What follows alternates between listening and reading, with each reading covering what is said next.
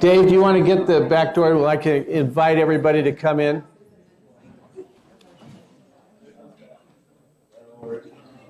Welcome, everybody. It's a great pleasure to welcome you to one of the final Dean's Convocations of the year.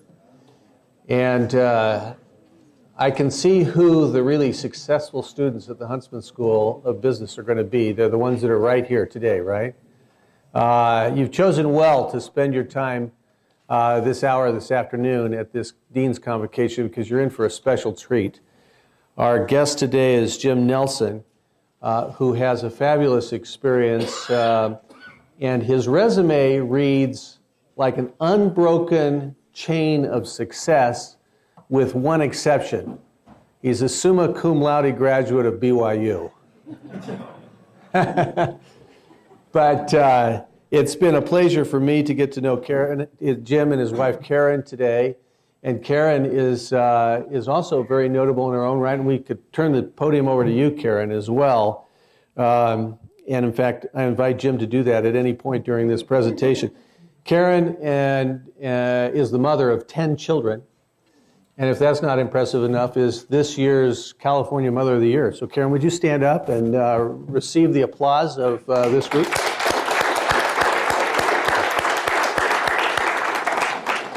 Jim and Karen have lived in many different places, currently in Santa Barbara, California. In fact, when we were upstairs, I was waxing poetic about Cache Valley being the most beautiful place in the world. And I said, so Jim and Karen, where do you live? They said, Santa Barbara. And I said, okay, the second most beautiful place in the world. Jim, as I mentioned, is a graduate of BYU, top of his class, the MBA class, and was hired to go work at Bain and Company in Boston. Were you the first MBA graduate to go to Bain? I wasn't. I, in fact, did a little stint at a startup before I went to Bain. Okay. Had there been MBAs from BYU at Bain prior to that? Two. As some of you may know, Bain is a world-class consulting firm co-founded by Mitt Romney, and if you're lucky enough to go to work for Bain, you've got a great career ahead of you. Subsequent to that experience, Jim has played many, many different roles. He's been in the world of private equity. He's run companies. He's been involved with green technology. And in fact, he is CEO of Solar 3D, which is doing some pretty amazing things. I'm really looking forward to hearing all about that. He's a Celtics fan and a Red Sox fan, but probably what you won't read in his bio is a little factoid that links him with Stephen R. Covey, the Huntsman Professor of Leadership here at the Huntsman School of Business. How many of you recognize or remember the green and clean story from Stephen R. Covey? Yeah, quite a number of you have. It's a story all about how Stephen was trying to teach his son, I think Stephen M.R. Covey is the son in question, or maybe it was Sean, how to keep the lawn green and clean. And it's all about delegation and accountability, and it's a wonderful story. Well, it turns out that for some period of time, Jim was hired by the Covey family to keep the yard green and clean. And, maybe that was the beginning of accountability that led to the great career that he's had. At any rate, it's a wonderful pleasure to welcome Jim and Karen Nelson to Utah State University, and thanks so much for coming.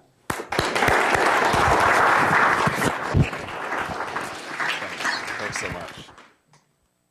Well, it's nice to be with you. Too much technology for me. Well, I'm glad. Travel with her.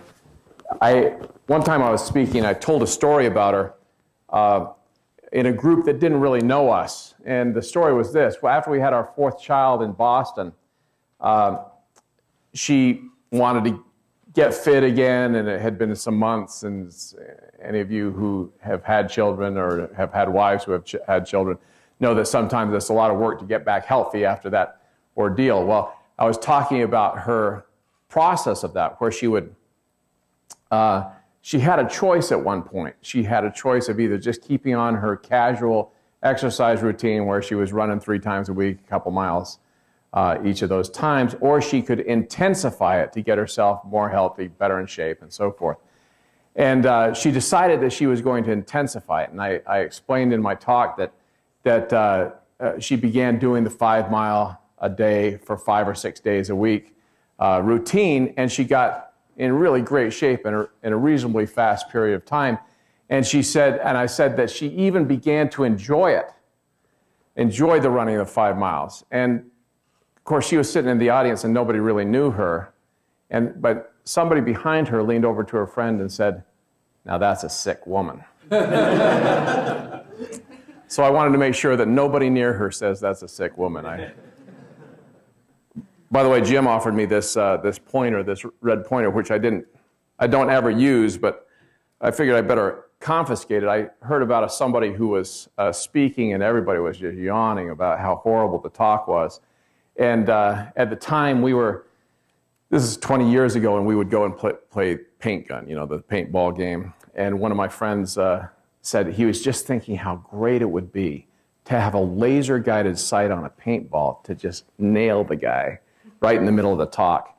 And it just so happened that as soon as he thought that thought, this thing showed up on the forehead of the guy. Somebody had just aimed it and put it right on his forehead. So I've confiscated it. I'm going to tell you what I'm going to talk about today. In fact, actually, Karen told me not to do this because she said, "Okay, so you're going to tell them how you're going to bore them, then you're going to bore them, then you'll tell them how you bored them." This is the talk. Biology, we're going to talk about biology of talent development. And then we're going to talk about chemistry. If we get to it, we're going to try to stop in a reasonable time frame. So forgive me if we don't get through everything, but I want to talk about chemistry with the people that you work with. And finally, I want to talk to you about a little philosophy of how to do business. Well, Jim, is that washed out a little bit? Can you see it okay? This is the greatest fighter pilot in the world. He has been through fighter weapons training for the Air Force. He's been through test pilot school. He's also been a visitor at the Naval Top Gun School. The fighter weapons school is the Top Gun of the Air Force, and then he's been a Top Gun for the Navy as well. And he's currently retired from the Air Force, and now he's working for Lockheed. He's one of 2 people that has flown both the F-22 and the F-35. He's a world-class pilot. There are probably, if he's not the best pilot in the world, you'd have to come up with a real good reason why not, and you'd have to say, who are the 2 or 3 that are even in his league? I wanted to get him to see if he could contribute to our discussion today. Go ahead and change it to the next one. And it wasn't too tough because he's my little brother. Is Lieutenant Colonel David Nelson. And so I say all these good things about him, but the fact is that it's the truth. I remember I was talking to him about the talk a few months ago, and I explained to him, you know, what could you contribute to this? And he says, you know what, I hate to even talk about it because it just sounds like too much. Go to the next slide, will you please? He was asked to do an ad for the Air Force, and this is it.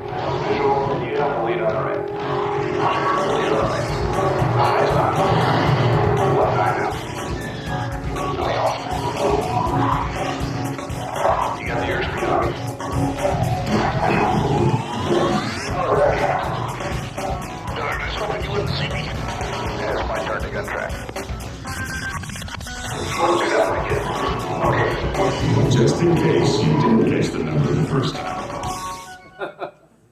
So he went through this process of doing the ad.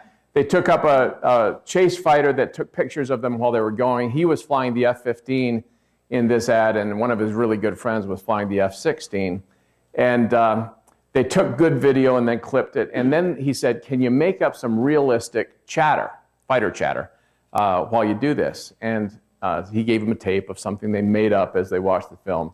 And then on the same tape, there was some real chatter. The people developing the ad actually took the real chatter, and that's what they were talking about. It's interesting that I want you to pick out some of the things. Actually, I'll pick them out for you and tell you what they are.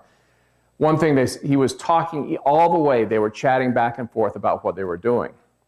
And at one point, he was talking about, you've got the airspeed on me, teaching the guy who he's flying against that he actually had an advantage and how to take advantage of that.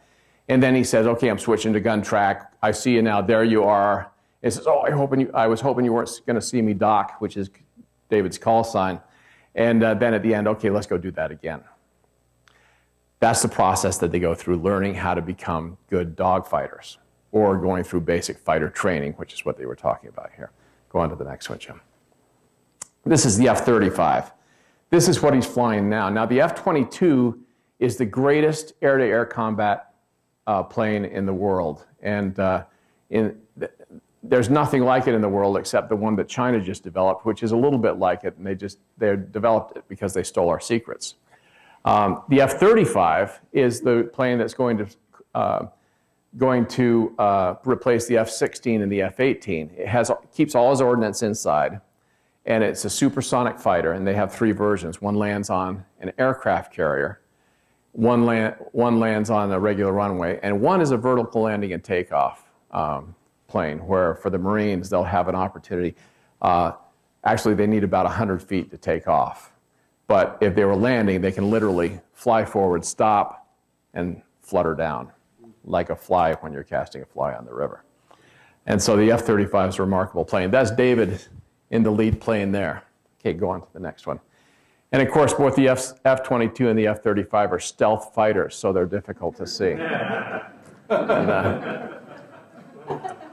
Actually, Dave told me a story about one time when he was first testing the F-22, and he flew an F-15, which was the best fighter in the world for 30 years. And by the way, the F-15 never was defeated in air-to-air combat. Just a few countries own it, and they had hundreds of victories and never lost a fighter air-to-air. But he flew up F-15 against F-22, and he said whenever he did that, he would always get a little tweak in his helmet saying, "Oh, Doc, you're dead." And he said, "What do you mean?" He says, "Yeah, I've got a good lock and you're dead." He hadn't even seen it. He says it's going to be pretty hard to fight that plane because nobody can see it on radar. So it's an interesting opportunity. We're going to hear from David about this in just a minute. Go on to the next slide. So how do you become world class? How do you become a world-class individual in anything that you choose to do? The best advice I ever got in my business school program was not from business school. It was actually a committee I served on. I served on the Professor of the Month committee, and we would nominate professors and we'd have a lunch and we'd all get together and then present it in one of the forum assemblies at the Marriott Center at BYU. And one time, a fellow named Phil Flammer was going to get the award. Terrific guy in the accounting department. And we were sitting with the dean and a couple of the department heads and one of the people from the administration, and we were chatting away, and Phil happened to be sitting next to me. And while other people were chatting, he asked me what I was going to do, and I told him what I was planning on. And he said, "Well, just remember this. All you have to do is focus on your work and work hard." And that was the greatest advice I've ever had. Whether you're going to do a 40-hour week, 9-to-5 job, which is an honorable thing to do, work hard and focus on your work, all the way to being world class, which is also honorable in some things, and some things it's not honorable. But the fact is, at any of those points, working hard and focusing on your work is important. So what does it do to make you become? Say it again? That's right. So I told my dad one time I wanted to be the best in the world at something. And he said, "Well, maybe it's in the thing that you're deciding to do now when you go to college." At the time, I was going into wildlife management, so much for that idea. But he said, maybe there's going to be that. But what is it that gives people the energy? What helps them get to where they're going to be? In all these pictures, I'm going to need your help in identifying them. Well, I know who they are. But you let me know. So you mentioned this is Rafael Nadal, who is the best tennis player in the world, arguably. Next. Robert De Niro. Many people think he's the best actor in the world. Next. Anybody know who this is? Rene Redzepi, the greatest restaurateur in the world, according, at least in 2010. His restaurant in Copenhagen was voted #1 restaurant in the world. Next. Who's this? The greatest ukulele player in the world. Actually, he's probably not the greatest ukulele player, but he is the greatest something. Next. This guy is the greatest ukulele player in the world. This is Jake Shimabukuro.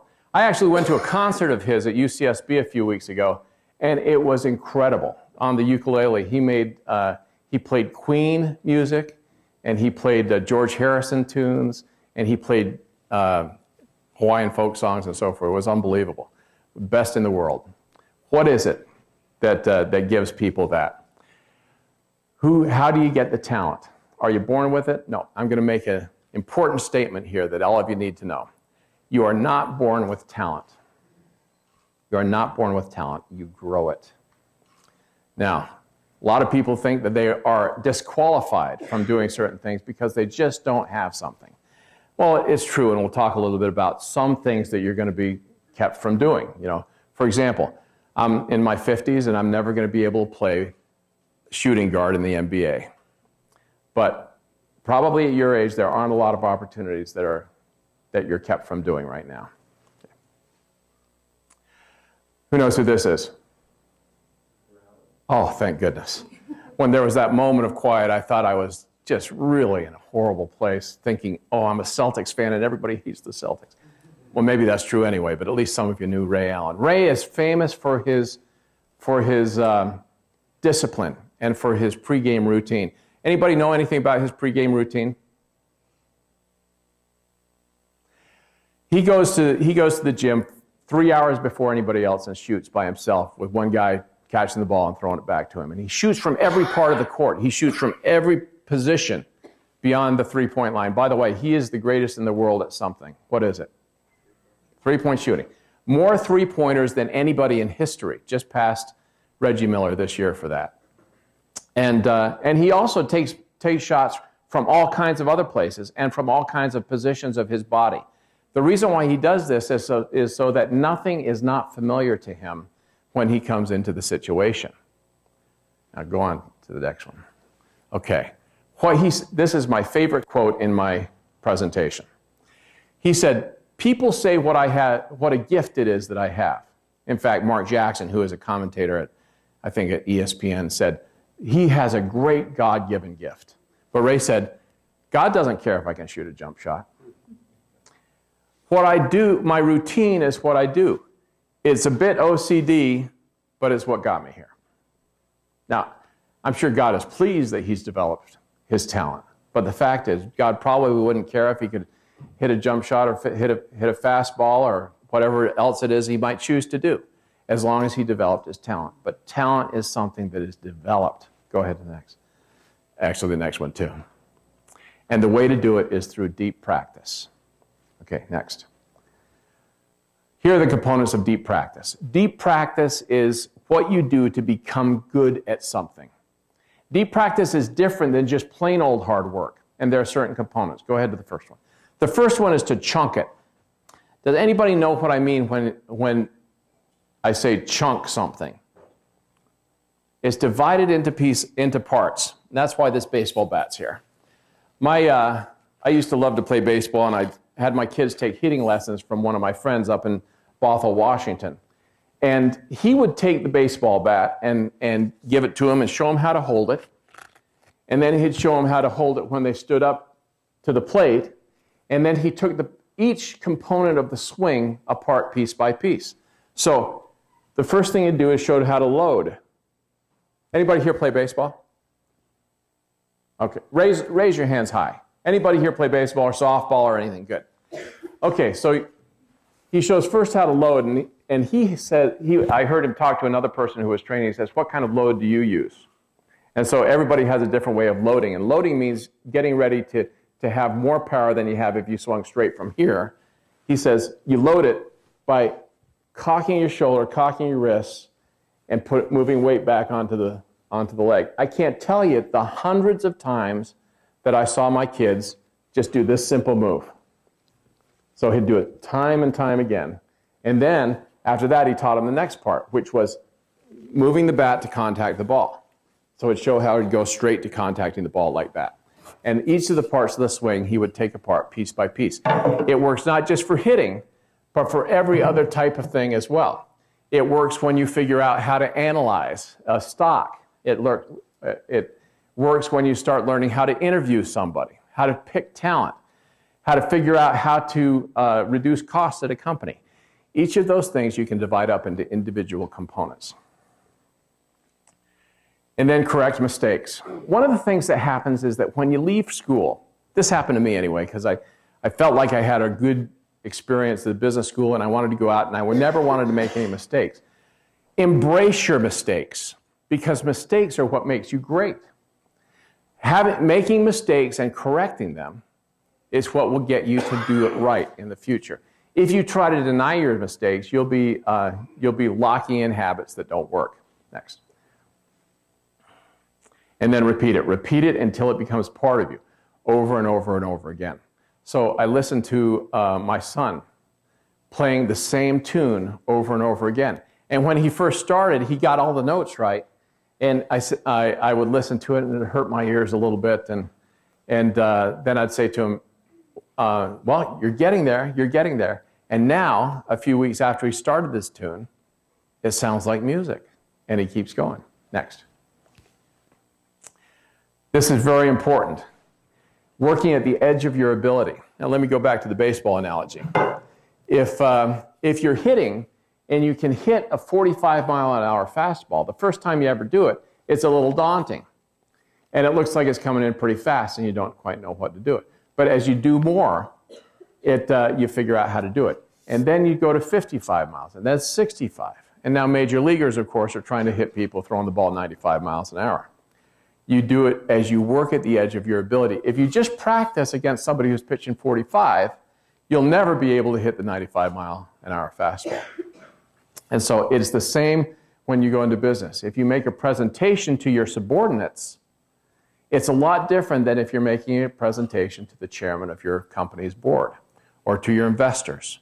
And so as you go up the line, you have to work at the edge of your ability to be able to get better on a regular basis. And then do. Developing talent is a matter of doing. Okay, go ahead to the next one. I'd like you to take 1 minute and look at these two lists. These two lists of paired words. Take the equal amount of time on both words, and then I'm going to have you try to remember them. Go ahead, 1 minute.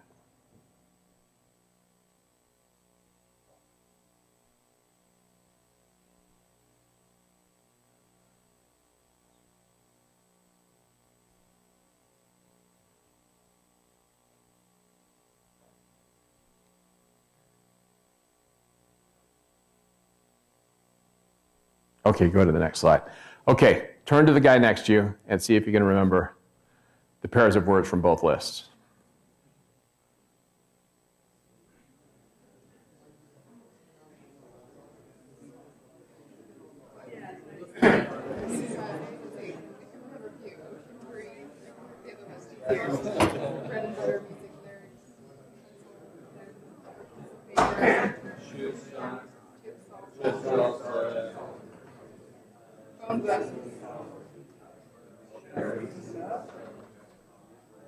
Okay, that's good. If you're like most people, you remembered a lot more from the right list than the left list. Why? Because your brain was engaged. You had to do something about it. Now, this is why. This is your brain times a billion. So you have these axons, which are part of your brain. Every time you do something, you have a cell called an oligodendrocyte, which wraps your axon that you fired with something called myelin. As that axon is wrapped with myelin, it acts as an accelerator so that over time you can think faster, you can move faster, you can react faster. And so as you do it and as you repeat it, that's what happens in your brain. So that if you can do one nerve or you can do a whole network of nerves. But when they fire, the oligodendrocyte wraps it in myelin. Next slide. This is what it looks like. This is an electron microscope of what it looks like. Now, does anybody know what this stuff is? Oops, I'll pick that up later. This is fiber optic cable. It looks like hair. That's how small it is. But what can happen with this fiber optic cable is that in the field, 40 gigabits of information goes through this per second. Now, the way that happens, this flashlight that I just dropped, I can take it and I can flash it at you. And it used to be when I was a Boy Scout, we used to have to learn the Morse code. And so I could flash the Morse code at you. In ships still, sometimes, you communicate through Morse code. And that's how that works. Now, with this, you do that times a trillion. Essentially what happens is that the machines on either end fire light down to each other. And they flash it in certain sequences to mean something.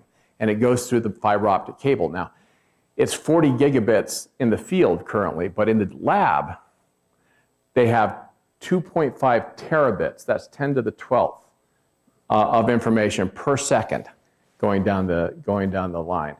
The constraint is not what can travel over the cable, but it's what the machines can do. And I had a friend who had a company that laid 25,000 miles of 1.5-inch cable of packets of these things, that at the time he was doing it, it was going to carry 10 times as much data as was used in the United States at that point. Now let me tell you what it means, a terabit means. Terabit is 1 trillion bits. If you take a stack of $100 bills, 4 inches is $1 million. A football field is $1 billion. And $1 trillion reaches to the edge of outer space. That's how much 1 trillion is. But that's what you want to do, is to wrap your brain, wrap all your circuits in myelin. Okay, go ahead. They say it takes 10,000 hours of doing something to become world class. So you can do it in a lot of different ways. One is to go to school. You know, I wish I had understood this. This is why I'm talking about this, is that I wish I had understood this when I was going to school.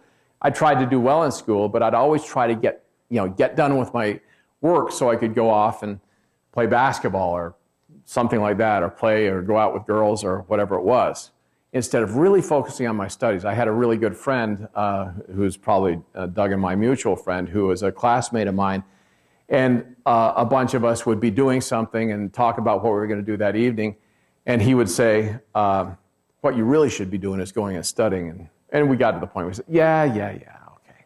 Well, he spent the 10,000 hours and has become world class. His name's Clayton Christensen. You may have read his books on innovation. But he embraced the studies. You embrace yours. By the way, how many seniors do we have here? Oh, great. Okay. So, too late. Nonetheless, good luck with all that you're going to do. So 10,000 hours, how do we get there? Go ahead. My brother's going to help us understand. I'm David Nelson. I'm the F-35 site lead test pilot at Patuxent River Naval Air Station, where we test the F-35B and C model. There's 18 pilots of the F-35 in the world, and 3 of us fly all 3 variants, and the others fly the variant that they are specialized to. I consider all the pilots that I work with top in their game. They're world class. They're very good at what they do. All the people in the world who have their skill set would fit in a rather medium-sized room. They've been through a military test pilot school.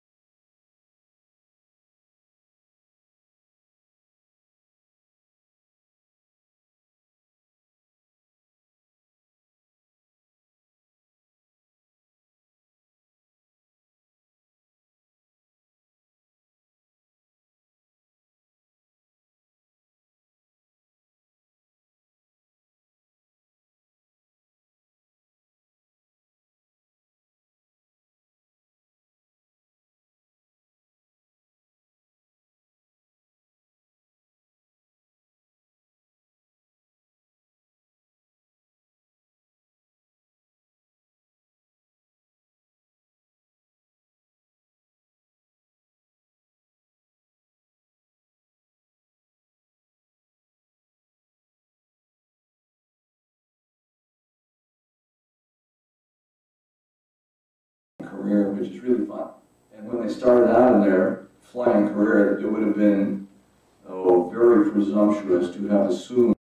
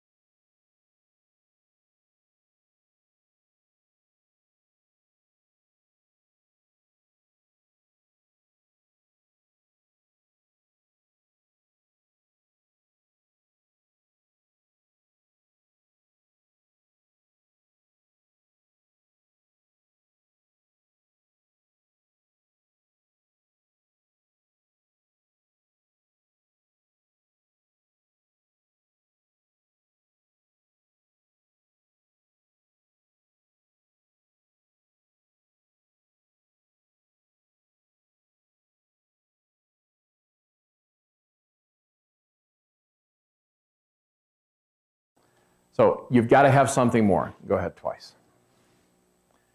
And that's what we call ignition, desire, motivation, passion, anything you want to find, talk about. You have to find passion in what you're going to do.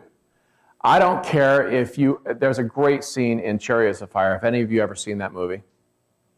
Yeah, wonderful. It's my favorite movie, so if you haven't seen it, go see it. It's a wonderful movie. There's one point where one of the fellows who is a track starts talking to his father and his brother. And he says, you can praise God by peeling a spud if you peel it to perfection. Run in God's name and let the world sit up and wonder. Now, when you can do anything you want. You can be an insurance salesman. You can be a private equity investor. You can be a garbage man. You can serve the city as a city councilor. Any of those things you can be world class at if you have a passion for doing it and go through deep practice. Go ahead. Who's this? Larry Bird. Next. Larry said, that's the number one thing, the desire, the ability to do the things that you have to do to become a basketball player. I don't think you can teach desire. I don't know why I have it, but I do. I'm not sure you can teach desire either, but I do know that you can find the desire within yourself to do deep practice and have a passion for what you're doing. Okay. This is my favorite clip. My interest in aviation to Dad being an airline employee for United Airlines, and us being around airplanes a lot during our youth, and riding on those airplanes and looking out the window at the propellers turning on the wing and the flaps going down and the spoilers coming up, and Dad teaching me what those different surfaces were. And while we were waiting for an airplane to come or go, looking out at them and being fascinated by their shape and their efficiency and the elegance of them. Also, you actually have the encyclopedia that was key to my interest. The A book, the number 2 A book, has all the good stuff in it: aerodynamics, aircraft engines, airplanes, all kinds of aircraft manufacturers. And if you look at that book today, you'll see the dirt from my fingers are still on the edge of the pages there. I used to go out in the front yard and throw paper airplanes back and forth across the front yard because it fascinated me to see them fly. Same as birds, seagulls. The Wright brothers were heroes of mine. Had a friend in high school who decided he was going to get his pilot's license and took me up. And that was inspirational to me, to think that a kid could get his pilot's license. When I went to college, one of the professors in the mechanical engineering department was a guy named Jim Polby. He flew P-51s in World War II, and he was an instructor at the United States Air Force Test Pilot School when it first opened up in the early 50s. I used to stand outside of his graduate level courses as an underclassman and listen to the war stories that he would tell about flying that airplane.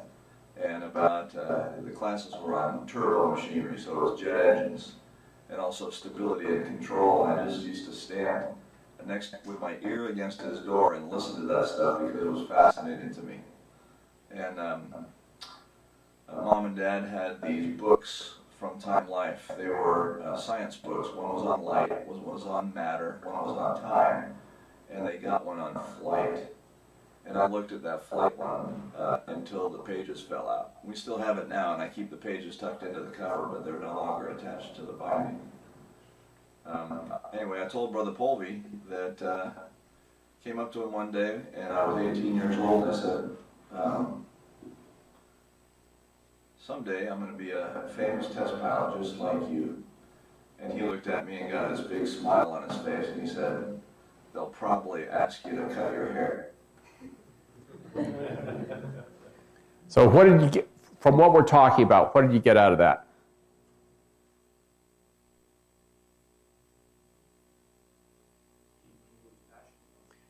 He knew what it was. He was passionate for it, and he discovered it early, and it didn't consume him. He had a lot of fun. He did a lot of things that were fun. But I'll tell you, he just loved it. Now, he could never have guessed at that point where that would lead him to, now, he is the Warren Buffett of airplane flying. He's doing what all the people who drive your 747s wish they were doing. And he did it because he had this passion, and he followed that dream. Now, you have the passion guides you and gives you the energy to do the deep practice that you can do. But myelin doesn't care what it wraps. It could, if you want to be a basketball player and you're working at it for Ray Allen, it wraps that circuit, or that network in his case. Or if you want to be a politician, like Mitt Romney, I'm sure at a very early age, he had a passion for it, having grown up in his father's household, and myelin wrapped that. If you really love to play video games, myelin will wrap video games, and you can get really good at it. And that's why you have to be careful about what you do. The more you do, the more myelin are wrapped. If you love pornography, it will wrap your ability to be great at viewing pornography. And so, be careful what you do. It's like one of the talks that I've heard some people give. Be careful what you do because you'll get it. And that's how myelin works. Go ahead. And so to keep from doing the wrong things, the third component of talent development is master coaching. Go ahead to the next one. Master coaching helps you get to where you need to be by correcting the mistakes that you might make on your own. Who knows who this is? That's right, John Wooden, the greatest coach of all time. Anybody know who he coached? UCLA. That's right. 9 out of 11 years he coached at UCLA, they were national championships. He was 3-time All-American at Purdue when he played, and a great basketball coach. It wasn't because he was such a cozy guy. It wasn't because he was warm and fuzzy and loved everybody, even though he loved them. He wasn't easy on them. In fact, the type of person who is a coach that loves you and nurtures you and so forth is usually the type of coach connected with the development of your ignition. So getting you interested in something is typically a function of your teacher or coach's love for you. But when you get to the point where you know what it is and when you're working at it, the type of coach that you want is the type of coach who is teaching you constantly and has no interest in making you comfortable about it. Go to the next one. And in fact, it wasn't the nice words that he would use. Somebody went to the effort of going to a bunch of his practices and counting his communications with his players. 6% was positive feedback, 5.5% was negative feedback, and almost 90% of what he talked about was simply instruction. It was business. He had a certain thing he wanted to get out of these people. So much so that he would teach them how to throw the pass, in fact, using the fingers in a certain way, in which hand he wanted to do a bounce pass or a chest pass or whatever. Very specific things, and that's what he said. He says, I have very specific things I wanted to get out of these players. That's what I taught him. His players loved him. Why? Made them great. It got them to the point where they were world-class players. So many NBA players came out of that program, we can't even count them. This is the greatest CEO I've ever worked for, and it's not the guy on the left.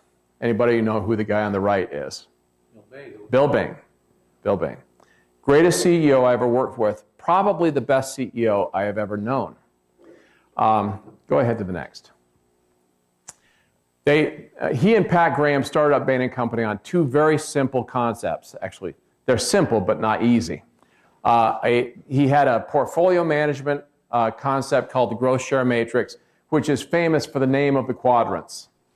You have the low growth, high market share quadrant. By the way, each axis, this is the relative market share, which means market share relative to your next best competitor. And this is market growth rate. So the low growth, high market share business is your cash cow. You've all heard of cash cows. Your low growth, low market share is a dog business because you're probably not making any money. The question mark businesses are your low share, high growth, so you have an opportunity, but you're really not sure where it's going. And your star businesses are the ones that are high growth, high market share. The portfolio theory said cash goes from here to fund those businesses. Those are usually cash neutral. Get out of these. Next. The other concept they used was the experience curve, which you've heard much talk about. The mathematics of the experience curve is that you've got log paper, you've got accumulated experience, means over the life of your existence, how many things have you produced, and then defining what you've produced is one thing. And then on this side is the unit cost. That's a 70 to 80% curve, which means that every time you double your experience, your costs should drop down to a level of 70 or 80% of your previous costs. Now, it's very interesting. When a company, it only works when the company is well managed. If you see a company that is not well managed, and this is where Bain made a whole lot of its money, you see this curve start to flatten out, meaning that they're not progressing down the experience curve. That gives the competitors an opportunity because they continue to manage it down the curve and can actually get lower costs than you. Okay. Who knows what Kaizen is? Continuous improvement. Very good. Kaizen is typically thought of as a Japanese concept, or as a Japanese word, but it wasn't a Japanese concept. A guy named Ed Deming came up with the concept in the 40s and 50s of continuous improvement. And his whole idea was to go around to companies in America and teach them how to both reduce costs and increase quality at the same time. He couldn't get any traction in America, so he went to Japan, where a much more disciplined society embraced what he was doing and started to eat our lunch in many basic industries, including automobiles, consumer electronics, and the list goes on and on. Finally, America got it And Ed was able to bring it back and start talking about his concept here. And now we have many, many companies who have embraced the idea of Kaizen and continuously improving their business. Bain actually uses this as a concept to go around and help their customers, their clients, to develop better cost structure, better marketing, better everything. Now, it works especially well with your own personal situation too. Part of becoming world-class is continuously improving, going down your own personal experience curve and getting better and better as time goes on. How do you do that? Deep practice. You never stop deep practicing. You never get to the point where you think you have arrived, because at that point your competitors can pass you by, and you never want that to happen, because no matter what you do, some element of your life has to be competitive in the free enterprise market. Now, your religious life, your personal life, your family life, that's a whole different thing. But in your business or political life. By the way, how many of you are interested in going into politics? Good. I hope that if I ever come back, that all of you raise your hand. Doesn't mean you have to run for office, but you have to be involved. America needs you to be involved. Okay, go ahead. Okay, it also works in a professional services firm, and this is why Bain & Company was so great. Go ahead. And the first thing they did, is it not? Let's see. Oh, there we go. Okay. They did a number of things to help you become great consultants and thus make their company great. Just go ahead and do it a bunch of times until it gets everything done. They had case teams with supervisors and team members. They had a mentor program where a junior person got to hook up with a senior person and learn more. They had partner dinners where you'd eat with a partner every month. Training videos which would be specific to the talents that you needed to become effective at Bain & Company. They had presentation training. They had staff experts. There was one fellow who specifically would teach you how to make a presentation. And all the consultants would go and spend several hours with him to get good at it. They would have company meetings where the whole company would get together and mold each other to each other. And also they'd see presentations of the work that had been done within the company. They would have company parties where you'd become part of one another. And then semi-annual, very vigorous, very serious performance reviews that would specifically point out things that you could work on. Next.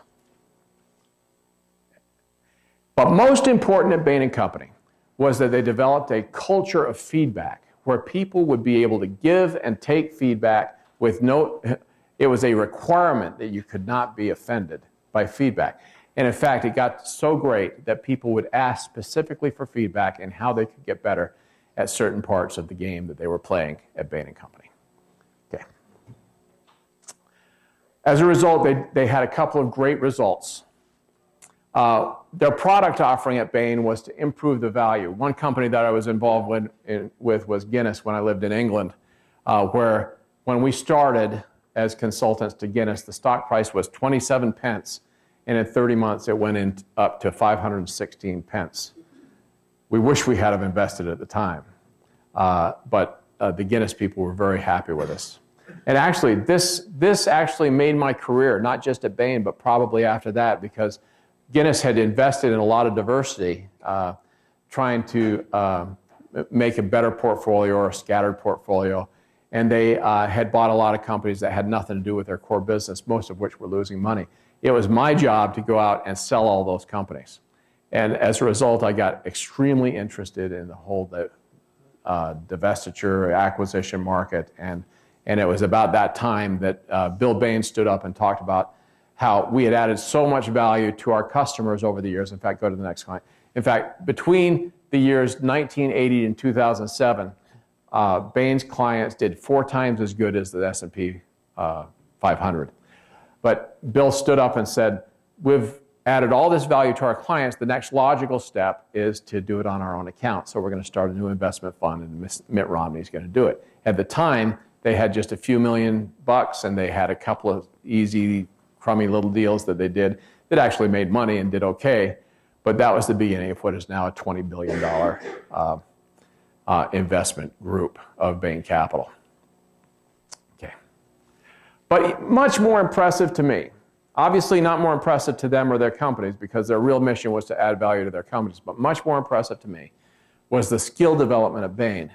And now people who have gone on from Bain are investment fund managers and partners, CEOs and officers of major corporations, prominent government leaders, competing consulting firms, so many spin-offs from Bain and Company, nonprofit and philanthropic executives and religious leaders all came out of Bain and Company, hundreds of them.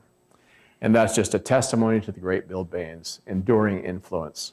He was a great fellow. We used to sit together sometimes I was just nobody. I was just a junior consultant, and we would sit together sometimes at the Celtics games and argue about whether the Celtics were going to win or not, and had a great time doing it. And he was one of those guys like Ray Kroc at McDonald's, who could never have, there was never anybody who was beneath his talking about his passion for his business. And he had that passion and developed an incredible business. Yeah. Now, as you develop your talent, of course, myelin wraps in different ways. Ray Allen shoots a jump shot, and he has to understand the whole game, and so he has to develop an entire network of myelin. And Itzhak Perlman, instead, has a piece of music that he's got to play that is very linear. So myelin wraps in different ways, but no matter what you do, myelin is wrapping the things that you do and the things that you can get to. So talent is cellular insulation wrapped around neural circuits that respond to certain signals. That is my statement. Next. Here's another thing. Experience is not correlated to outstanding performance. No matter where you are in experience, you can perform in an outstanding way. Also, any organization that rewards seniority over performance is by definition performing under its potential. So when we have, this is me talking, when we have an auto industry that has unions strangling us with and taking all the money, so the labor component of our cars is so much higher than Japanese, we're never going to be able to be competitive with the people from Asia who have a much smaller labor component and therefore a better cost structure. So read these books: Outliers, The Talent Code, and Talent is Overrated. All of these will give you the basics of what I just talked about, and hopefully will change your life and the way you look at your career. Not only that, but the way you raise your children will change and the way you look at that. Okay. Yes? Oh, sure. Go back one. This is how you do it. Oh, you know how to do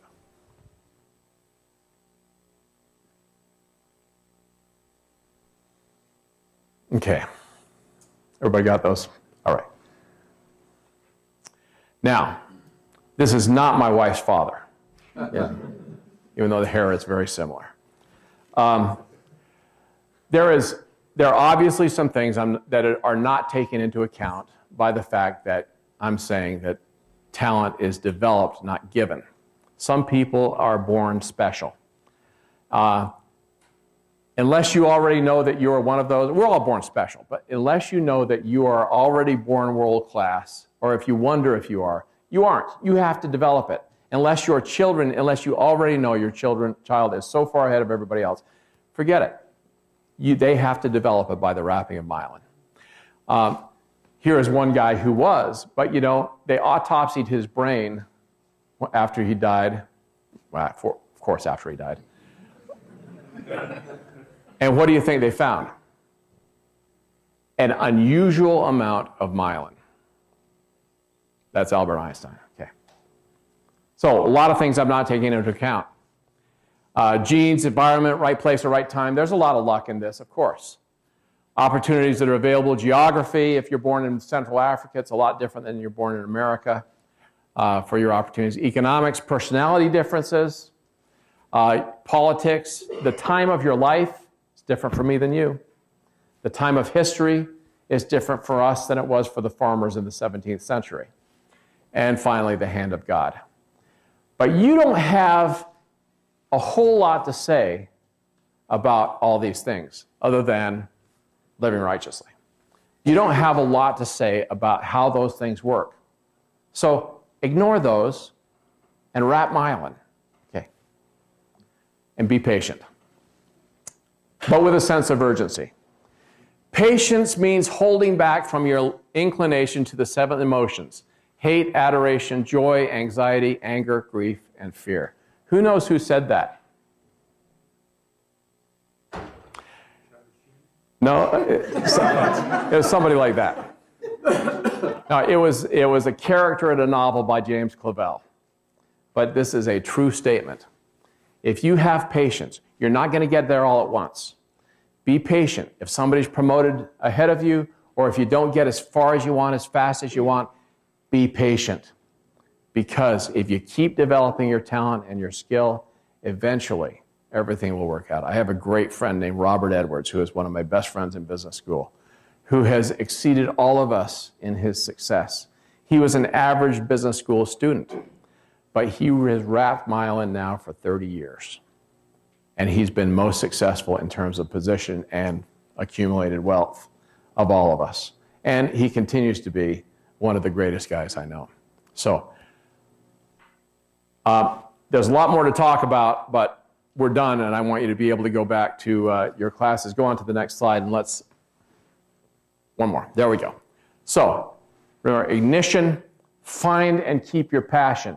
There is something within you that you can find that will be the passion of your life, other than your spouse and family, that you can work at.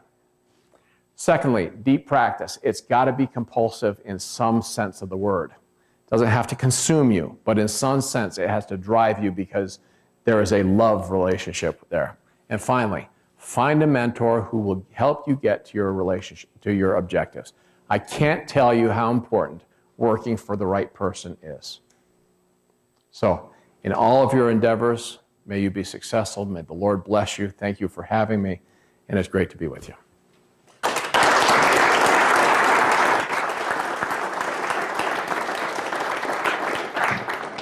I know some of you may have to go to class, but Jim, could we stay a little longer? Yeah, sure. Questions? So let's open up the floor and ask any questions. And you don't have to ask just about this. I know that I've worked in private equity and management consulting, and now high tech, and so I'm willing to answer anything that you maybe hoped that you were going to hear about and didn't. So feel free. Yes. Tell us a little bit about solar. Sure. We're developing a new solar cell. And so solar energy is about 2 or 3 or 4 times as expensive as the low-cost alternative, and our intention is, in fact, the nation's intention. Stephen Chu is the Energy Secretary, and he is doing a great job in trying to direct us off of big oil. And so he's driving the nation to a point where we can reduce the cost of renewable energy by 80%, 60%. Our intention is to develop a new solar cell which will increase the efficiency of the solar cell by about 50 to 60%, which means that out of the same size, same cost, same space taken up, you're going to get half again as much energy. What makes that so great is that all the other components of solar energy have to be, they take off $1 at a time, but once you change the efficiency of the solar cell, you change the numerator, so everything gets better. And so this is a giant step forward in getting us to the point where we can actually use solar as a viable alternative to coal and natural gas and other things. Yes? Why the change from Bain and Co to private equity? It was an ignition. Two things. In fact, I can remember 2 things very specifically. I remember talking to Mitt after it started and talking to him about what he was doing and how it was going and so forth. And I said to him, man, that sounds like fun. He says, well, when you get back from England, give me a call. And of course, I didn't have to give him a call. He knew when I was coming back. And so, but when I came back from England, I had been recruited away by one of Bain's clients, and my intention there was to go and get some management experience so I could actually add some value in the private equity business. The other thing that happened is while I was in England, one of the partners that I worked with really closely told me about a private equity deal that happened in America. It was Gibson greeting cards or something like that, where they had bought the company, put $1 million down, borrowed a bunch of money, and made and then gone in and managed the heck out of the company, made it great, and really made a whole lot of money for the investors. And I just loved the idea because at Bain and Company I had realized that I felt that I could, in my cocky 31-year-old way, I felt that there wasn't anything I could do to fix a company. And so I thought, boy, if I could just get my hands on a company, I could make it really go. And hence, I went through a couple of Fortune 500 companies on my way to doing private equity, and that was the ultimate objective. So it was ignition and wrapping myelin. Actually, that was one case too where being at Bain and Company helped me wrap myelin, doing deep practice on becoming a good private equity guy. Any other questions? Yeah. Well, sorry to ask. No, that's okay.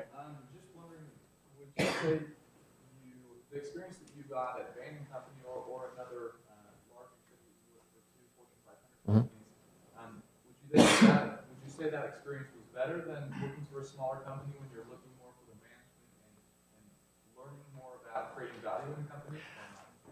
It's a great question, and better is the wrong word to use, though. It's different. It's different. And to a certain extent, I grew up slow when I was a kid. I was a small kid, and I felt like I needed more. In fact, I remember when Karen and I left this little startup that I was working on before I went to Bain. We had a choice of going and being of a multi-billion-dollar insurance company, which would have been a great experience, of course, or Bain and Company. And our decision was, let's go to Bain and Company because I can learn so much more. That was part of the reason I went to a large company as well. That was the thinking process. It turned out that at that company, I was the only one who really thought or could do the things that I could do. But I got a lot of help in learning how to do some of the things some of the other senior guys could do. So it was a great experience. In a smaller company, depending on your age, depending on your experience or maturity level, it really is up to you.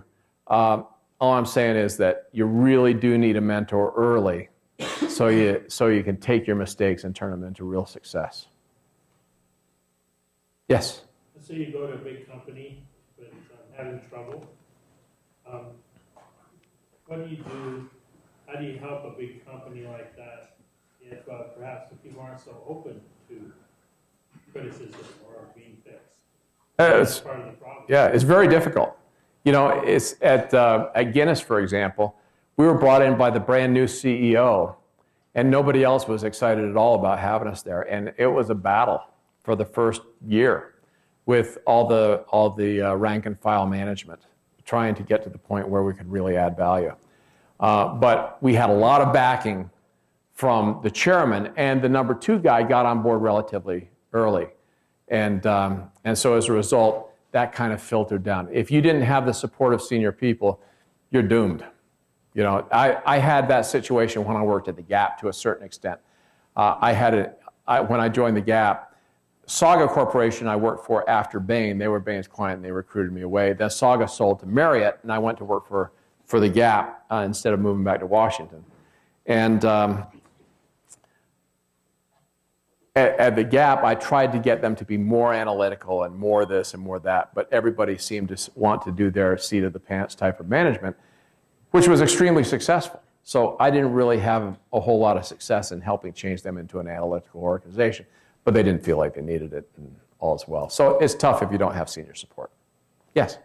Out of all the success that you've had, what single indicator would you say is the biggest piece of your success? What do you measure your success by if you had to measure it by one single thing over your career? So how would I measure my own success, not what I feel is the most successful thing that I've done? The influence I've had on companies and people. The Christensen answer. Yeah, that's right. Yeah. That's it. Was there a hand over here? Anything else? Yes, Dean. At lunchtime, we talked a little bit about public policy. I'd love to hear your ideas about public policy towards renewable energy. What's the right public policy? Sure. There is a role for government in renewable energy. One of the things that the government what happens, are any of you coming to dinner tonight with us at the Finance Club? Good, then I'll talk about what I'm going to talk about there. One of the things that happens in the government is that they are lobbied real hard by a lot of different people. And so over the last 13 years, Big Oil has spent $1 billion on lobbying efforts to the government. Renewable energy is the same. And so the government are just 535 guys who have been elected. And they divide up pretty much like normal human beings. I had a really good friend, in fact, my best friend in high school served as the chief counsel to the House Ways and Means Committee, and I asked him, what's it like? He says, just like anything else. The top 50 of those 535 guys would be successful at anything they do. The next 200 are just people who are working hard and doing their thing. The 200 after that are kind of face men and trying to just get along and find an angle and so forth. And then the bottom 50 to 100 are bad guys. And that's the way it is in life. And any organization you work in, hopefully not, but any organization where you don't have a lot of control about people you're working with, you're going to find that same type of thing. So what happens is that they react to, they aren't necessarily looking to do what is right. They're looking to do what makes their life easy. And so lobbyists come and put a lot of pressure on them. Their parties put a lot of pressure on them. And as a result, they've voted for things that don't make sense. For example, you hear President Bush and President Obama talk about our addiction to oil and how we have to get off of it, and yet we give billions and billions of dollars in subsidies to Big Oil to let them keep going and to keep us on it. In green energy, it's the same thing. There are certain technologies in green energy that are never going to make it, that are never going to help us. One is current solar technology. It will never get to the point where it's going to be cost effective. You have to motivate innovation. But what the government does is they subsidize these installations of current technology, and it doesn't make any economic sense. The government of California, for example, just passed a law. It's shocking that they passed a law that said 33% of the energy provided by the utilities in 2020 has to be from renewable sources. Now, Stephen Chu, the federal secretary, says, we're going to make some goals. These are going to be our goals, and we're going to facilitate that by providing the following resources. And that's an appropriate way to do it. Making it a law regardless of the cost of that law is crazy behavior. So when you start talking about the subsidies for things that don't work, it perpetuates technologies that don't work and make people rich on technologies that don't work off of federal dollars, as opposed to what the role of government should be, which is to develop a strategy, which they have, to develop new energy sources and then motivate innovation by providing some kind of incentives to innovate. And that's much more logical than trying to use federal dollars. There's never going to be enough dollars or enough interest to put broken technologies into place. Ultimately, it is economics, not federal policy, that will encourage widespread adoption of green technology. Does that answer it? Yeah. Okay. Anything else? Yes? What are some of your desires outside of work, your hobbies? I love fly fishing. I go on a mule ride in the Uintas or some of the other Rocky Mountains every year for a week and fly fish. I've coached 4 or 5 different sports for my kids. I still play basketball even though I'm horrible at it because I'm slow and old now. But I enjoy it and play football with my kids, and I play in a softball league. But by far the most important thing to me is my wife and 10 kids. And then I'm active in the Boy Scouts, and I have church responsibilities as well. So typical stuff. So why did you change from wildlife management into business? I found out wildlife management wasn't all hunting and fishing. And so that was the basic bottom line.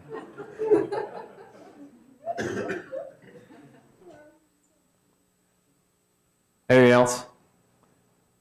Thanks so much for coming. Thanks for being here. Great.